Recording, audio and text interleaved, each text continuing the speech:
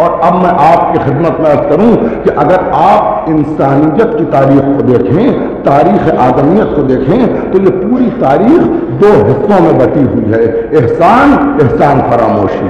جہاں جہاں احسان ہے وہاں وہاں امن ہے، جہاں جہاں احسان فراموشی ہے وہاں وہاں جنگ ہے، جہاں جہاں احسان ہے وہاں سکون ہے، جہاں جہاں احسان فراموشی ہے وہاں بے چینی ہے، جہاں جہاں احسان ہے وہاں نیکی ہے، جہاں جہاں احسان فراموشی ہے وہاں بدی ہے، جہاں جہاں احسان ہے وہاں روشنی ہے، جہاں جہاں بد احسانی ہے وہاں پر اندھیرے ہیں، جہاں جہاں احسان ہے وہاں حدیں قائم ہیں، جہاں جہاں پر احسان فراموشی ہے وہاں حدیں قائم نہیں ہو سکیں، جہاں جہاں احسان ہے وہاں جہت ہے، جہاں جہاں احسان نہیں ہے وہاں بے جہتی ہے، جہاں جہاں احسان ہے وہاں وہاں کیفیت انسانی مکمل طور پر رونما ہوئی ہے، اور جہاں جہاں احسان فراموشی ہے آدمیت کا مقتل بنتا نظر آتا ہے۔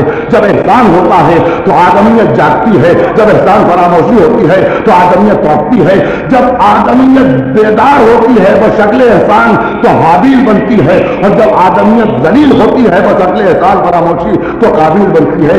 یہ بھی ممکن ہے کہ ایک ہی باپ کے دو بیٹے، ایک ہی ماں کے دو بیٹے، ایک ہی گھر کے دو افراد ایسے بھی ہوں کہ کہنے کو سگے بھائی ہوں لیکن ایک احسان مانتا ہو ایک احسان فراموش،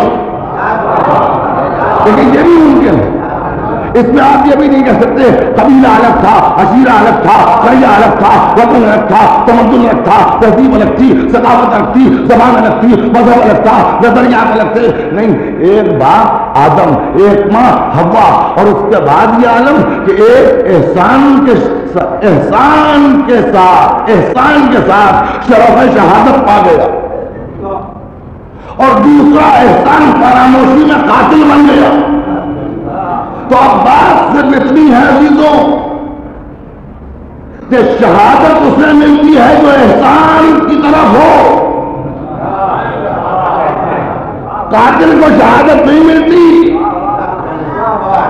قابیل کے حصے میں بجز نفرتوں، لعنتوں، ملامتوں، ذلت کے کچھ نہ آیا، اور حابیل کا شہید ہو جانا حابیل کی عظمتوں کا ثبوت بنا۔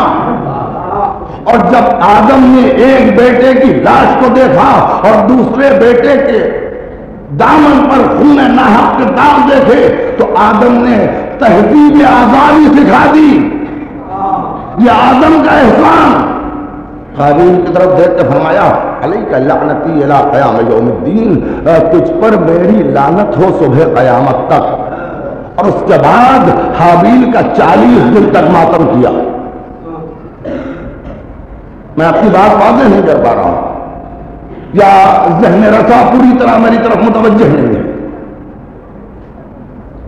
عزیزوں، قاتل سے اظہار بیزاری کے بعد